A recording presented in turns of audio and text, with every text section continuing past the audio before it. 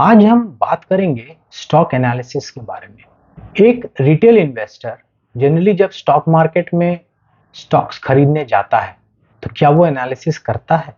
बहुत कम retail investor हैं जो स्टॉक एनालिसिस करने के बाद ही स्टॉक जाके खरीदते हैं। जनरली नाम के बेसिस पे ही लोग स्टॉक खरीद लेते हैं।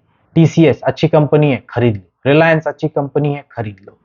इस तरह से स्टॉक खरीदना कभी कभी काम कर सकता है, लेकिन ज्यादातर इसमें लॉस ही होगा। तो इस अप्रोच से अपने आप को बचा के रखना है। और जो स्टॉक इन्वेस्टिंग अगर सीरियसली करना है किसी को, अगर किसी को रियली में वेल्थ बिल्डिंग करना है स्टॉक मार्केट में इन्वेस्ट करके, तो उसको स्टॉक एनालिसिस आना हरगिज जरूरी है। तो स्टॉक एनालिसिस करे कैसे? एक प्रो इन्वेस्टर जो होता है, जो फंड मैनेजर हो गए, वो लोग, उन लोगों ने पढ़ाई भी की है, उन लोगों के पास टूल्स भी है स्टॉक एनालिसिस करने की।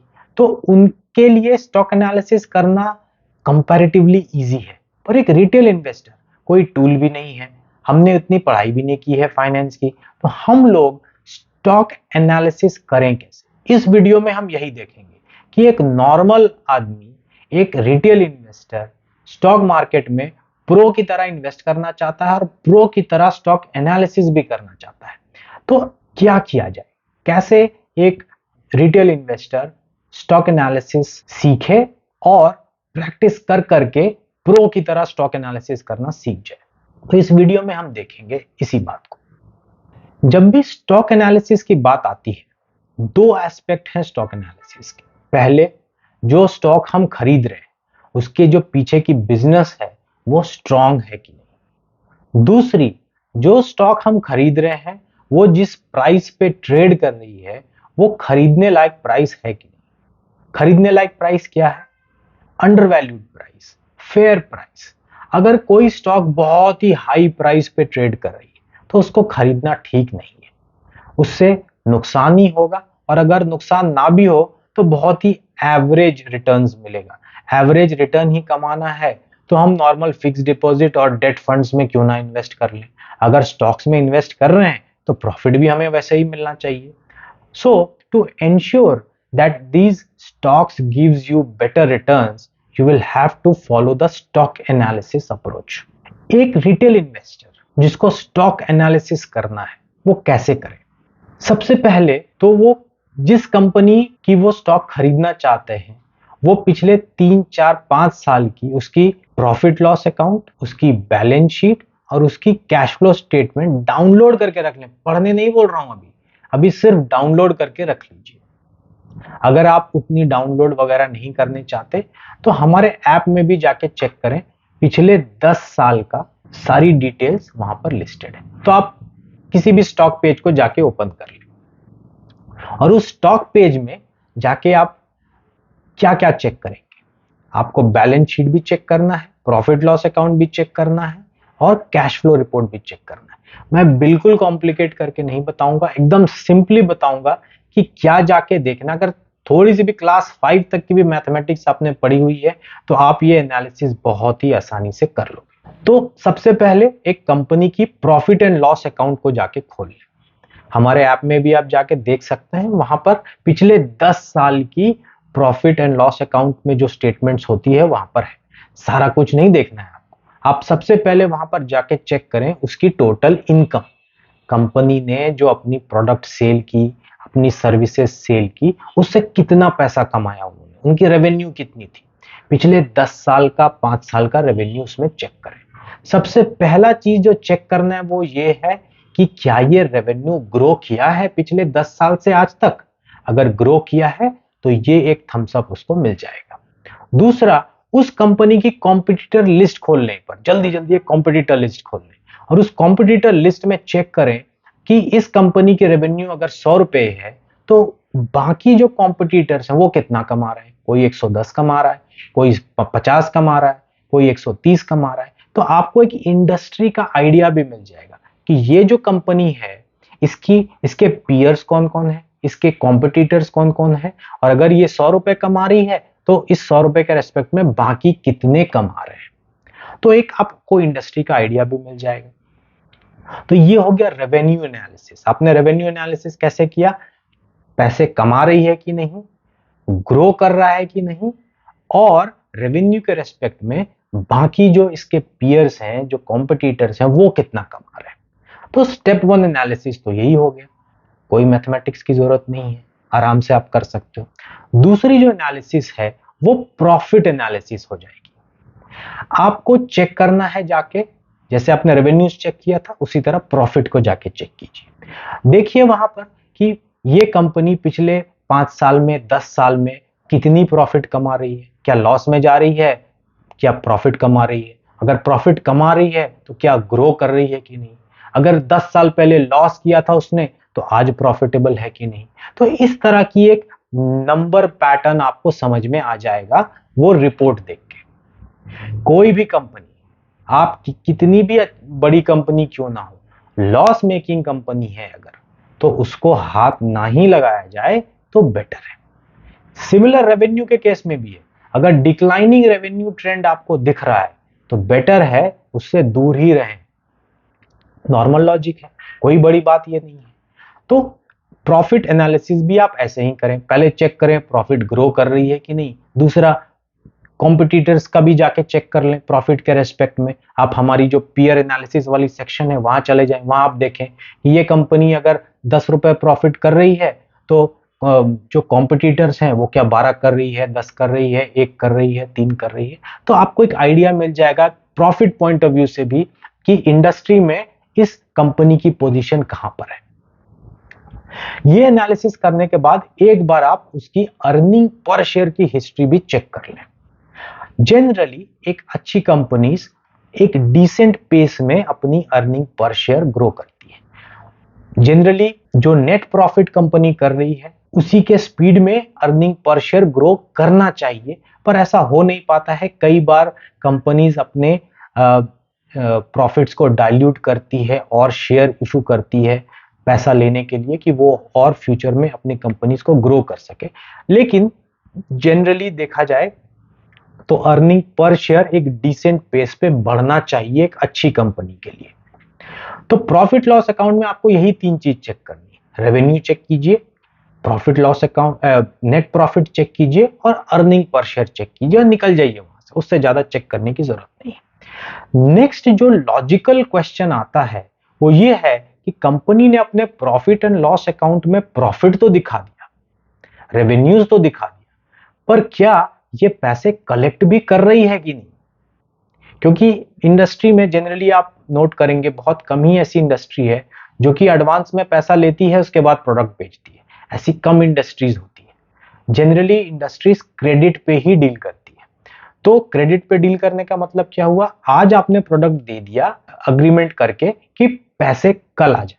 Generally 30 days credit, 90 days credit पे ये इंडस्ट्री रन करती है ऑल ओवर द वर्ल्ड, ऐसा ही है। तो ये भी देखना बहुत जरूरी है कि कंपनी प्रोडक्ट तो सेल कर दे रही है, सर्विसेज तो सेल कर दे रही है, पर क्या पैसे कंपनी में आ रहे हैं कि नहीं, ये कहां से पता चलता है। ये कैश फ्लो रिपोर्ट में जाके पता चलता है। वहां पर आप देखेंगे ऊपर में ही एक लाइन आइटम होगा, net cash flow from operations. तो उसकी एनालिसिस भी ऐसे ही करनी है। Net cash flow from operations पिछले 10 साल में आप चेक कीजिए पॉजिटिव है कि नहीं, पॉजिटिव होना बहुत जरूरी है।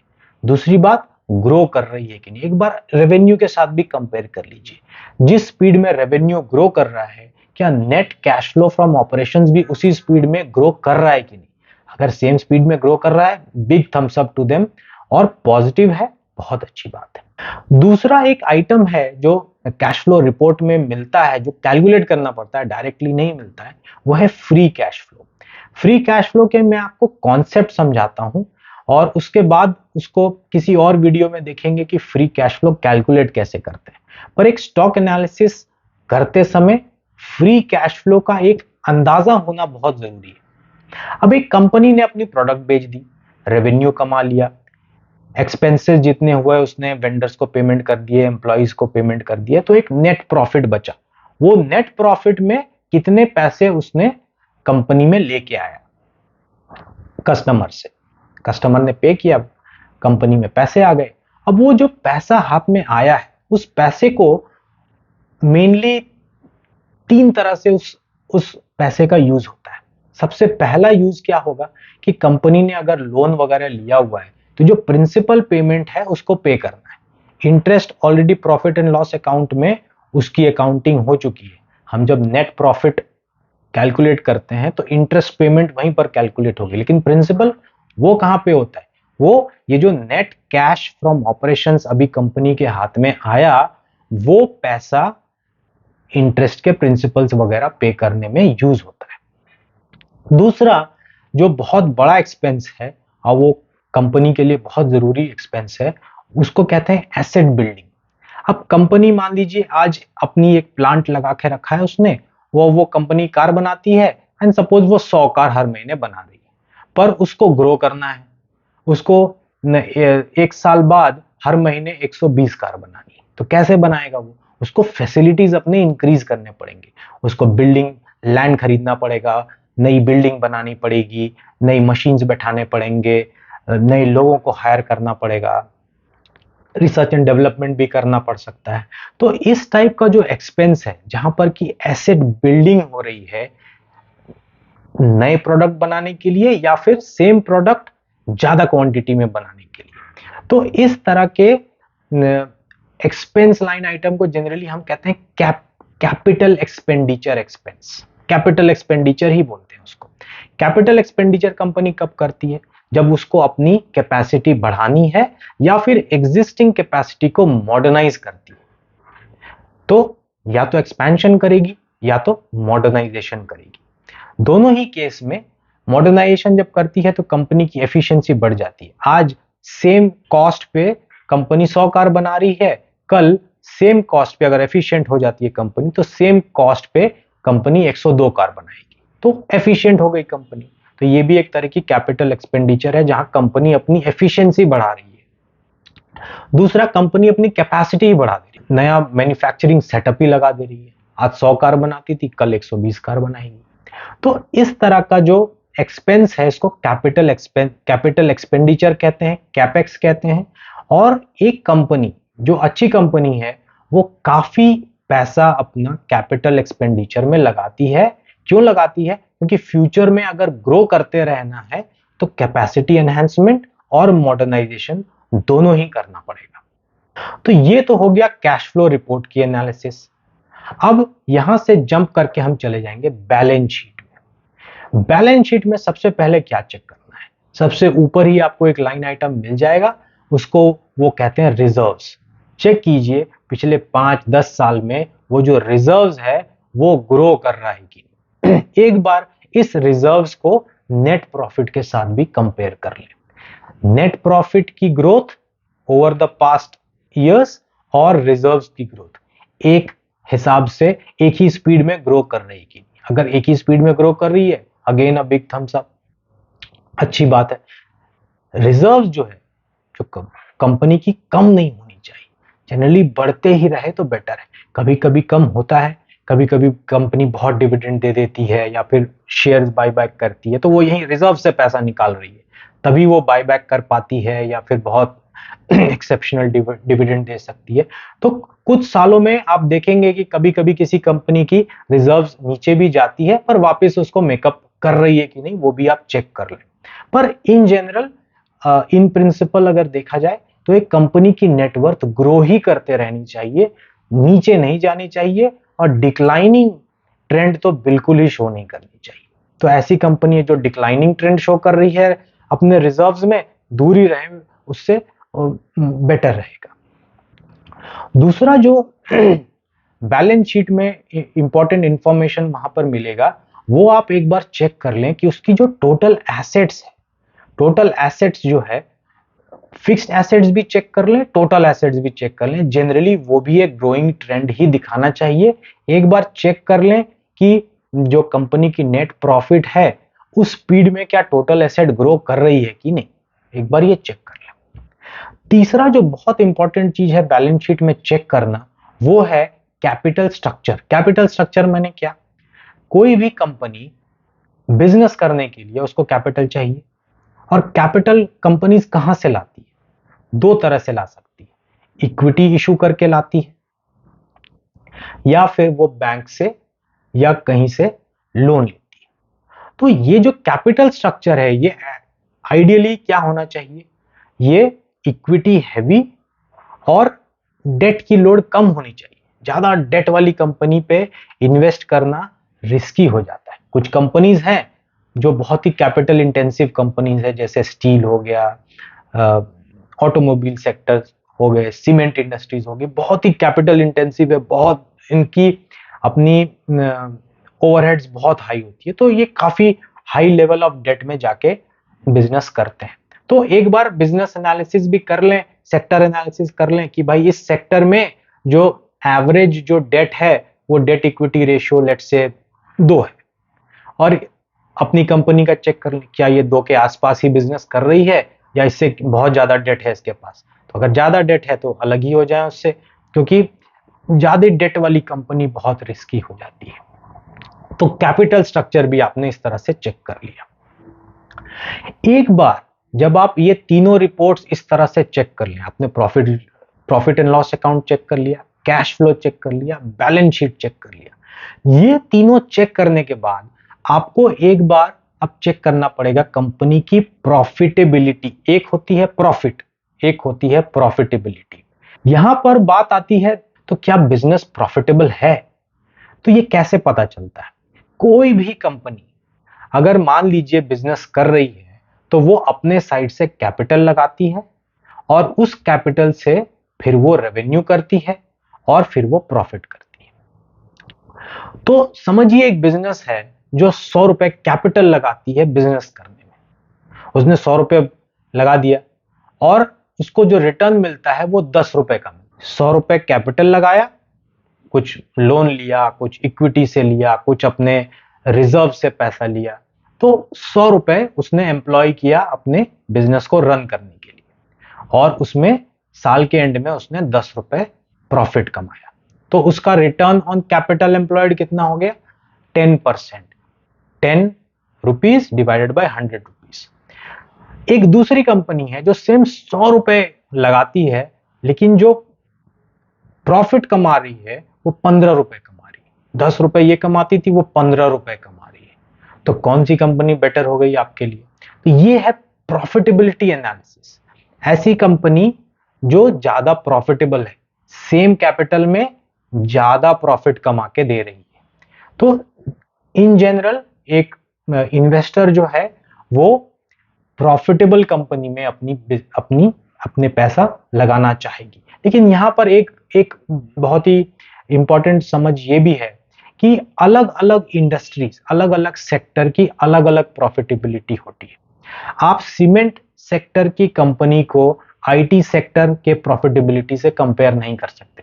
आईटी सेक्टर वाली कंपनी 30, 35, 40% मार्जिन पे भी काम करती है, पर ये जो सीमेंट सेक्टर वाले लोग हैं, ये जो ऑटोमोबाइल सेक्टर वाले लोग हैं, स्टील वाले लोग हैं, 10, 12, 8% के मार्जिन पे काम करते हैं।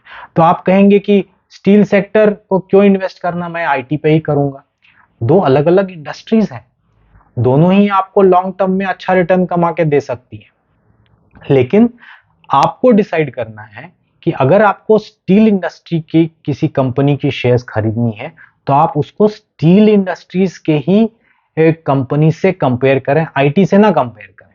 तो जब भी प्रॉफिटेबिलिटी एनालिसिस आप कर रहे हो या ग्रोथ एनालिसिस भी कर रहे हो, सिमिलर कंपनीज की करें तो आपको एक सही पर्सपेक्टिव मिलेगा। आपने ये जितनी भी चीज अभी तक की है, रेवेन्यू रिसर्च किया, प्रॉफिट रिसर्च किया, कैश फ्लो रिसर्च किया, कैपिटल रिसर्च किया और प्रॉफिटेबिलिटी रिसर्च किया, ये सब आपको क्या अंदाजा दे रही है कि बिजनेस स्ट्रांग है कि नहीं। ये तो आपने कर लिया, आपको पता चल गया कंपनी स्ट्रांग है कि नहीं। अगर कंपनी स्ट्रांग है तो नेक्स्ट स्टेप जो है एनालिसिस की वो आती है प्राइस एनालिसिस। उसकी स्टॉक सही प्राइस पे ट्रेड कर रही है कि नहीं। कितनी भी अच्छी कंपनी हो, अगर आप उसकी ज्यादा प्राइस देके उसको खरीदोगे तो लॉन्ग टर्म में आपका फायदा या तो बिल्कुल ही एवरेज होगा या तो लॉस भी हो सकता है। तो अगर एवरेज रिटर्न ही चाहिए आपको तो बैंक डिपॉजिट खरीद लो, जाके डेट फंड खरीद लो, स्टॉक खरीद ले हो तो आपको उस तरह का रिटर्न भी चाहिए। तो बहुत जरूरी है कि अच्छी कंपनी अच्छी प्राइस पे खरीदी जाए। ये दोनों बहुत ही क्रिटिकल एस्पेक्ट हैं स्टॉक एनालिसिस के। अब कैसे पता चले कि कौन सा प्राइस सही है कौन सा गलत है? दो अप्रोच। इसमें आप कुछ फाइनेंशियल रेशियोज का हेल्प ले सकते हैं, प्राइस अर्निंग रेशियो एनालिसिस कर सकते हैं, आप पीईजी एनालिसिस कर सकते हैं, price to book value ratio के हिसाब से आप एनालिसिस कर सकते हैं, या फिर जो सबसे रिलायबल मेथड है वो है इंट्रिंसिक वैल्यू कैलकुलेट कर लीजिए कंपनी की, और इंट्रिंसिक वैल्यू मान लीजिए कंपनी की 100 रुपए आ रही है और वो कंपनी 120 रुपए में करेंटली मार्केट में मिल रही है, ट्रेड कर रही है, तो 20 रुपए ओवर वैल्यूड है वो, तो अभी मत खरीदिए। स्टॉक मार्केट की प्राइस ऊपर नीचे होते रहती है, जब वो 100 के करीब आ जाए, अपने इंट्रिंसिक वैल्यू के करीब आ जाए, तब जाके खरीदें उसको। तो ये एक बेटर अप्रोच है स्टॉक एनालिसिस की। बिजनेस फंडामेंटल्स चेक करें, प्राइस चेक करें, और प्राइस चेक करने के लिए फाइनेंशियल रेशियोज यूजफुल है, अच्छी तरह से लोग अगर यूज करें तो वहां से भी एक बेटर आइडिया मिलता है, पर इंट्रिंसिक वैल्यू अप्रोच जो है वो काफी रिलायबल है। तो आई होप आपको एक आइडिया मिल गया होगा कि स्टॉक एनालिसिस अगर करना है तो क्या क्या एस्पेक्ट बिजनेस की हमें कंसिडर करनी चाहिए। जो बहुत ही प्रो इन्वेस्टर्स हैं, जो बहुत जिनका प्रोफेशन ही यही करना है, वो एक और भी डिटेल्स में जाके इस एनालिसिस को करते हैं। अब जो इंट्रिंसिक वैल्यू कैलकुलेशन है उसी को अगर ढंग से किया जाए तो ये जो सारे एस्पेक्ट हैं, जो हमने revenues, profit, cash flow, capital, profitability सबकी बात की, ये सारे चीज एक इंट्रिंसिक वैल्यू कैलकुलेशन में ही आ जाते हैं। किसी भी कंपनी की अगर आप इंट्रिंसिक वैल्यू कैलकुलेट कर रहे हो, सही फाइनेंशियल मॉडल लेके कर रहे हो, सही मेथड फॉलो कर रहे हो, तो ये सारे एस्पेक्ट वहां पर जाके जोड़ने पड़ते हैं और तब जाके एक इंट्रिंसिक वैल्यू कैलकुलेट होता है। तो इंट्रिंसिक वैल्यू कैलकुलेशन बहुत कम लोग जानते हैं जो एक रिलायबल इंट्रिंसिक वैल्यू कैलकुलेशन कर सकें। इसीलिए एक रिटेल इन्वेस्टर क्या करे, प्रो इन्वेस्टर शायद ये सब जानता है, पर एक रिटेल इन्वेस्टर क्या करे, उसको इंट्रिंसिक वैल्यू कैलकुलेशन इतनी अच्छे से तो आती नहीं है, तो वो क्या करेगा, वो बिजनेस फंडामेंटल्स को अलग से चेक करेगा, प्राइस को अलग से चेक करेगा। प्राइस चेक करने के लिए वो प्राइस अर्निंग रेशियो चेक कर लेगा, वो एक पीईजी रेशियो चेक कर लेगा। ऐसे फाइनेंशियल वेबसाइट अवेलेबल है जहां पर कि वो इंट्रिंसिक वैल्यू चेक कर सकता है, तो वो कर लेगा। तो इस तरह का अप्रोच फॉलो करके ब्लाइंड इन्वेस्टिंग से बचें और एक इन्फॉर्म्ड डिसीजन लें। स्टॉक मार्केट में एक इन्वेस्टर, लॉन्ग टर्म इन्वेस्टर इस अप्रोच से अगर इन्वेस्ट करे तो नुकसान होने का चांस बहुत बहुत कम हो जाता है। और ये सब पॉसिबल कैसे हो पाएगा, अगर आप स्टॉक एनालिसिस करते हैं। आई होप आपको ये वीडियो पसंद आया होगा। अगर अच्छा लगे तो प्लीज लाइक और शेयर करें, और प्लीज मेरे चैनल को सब्सक्राइब करें। Thank you very much.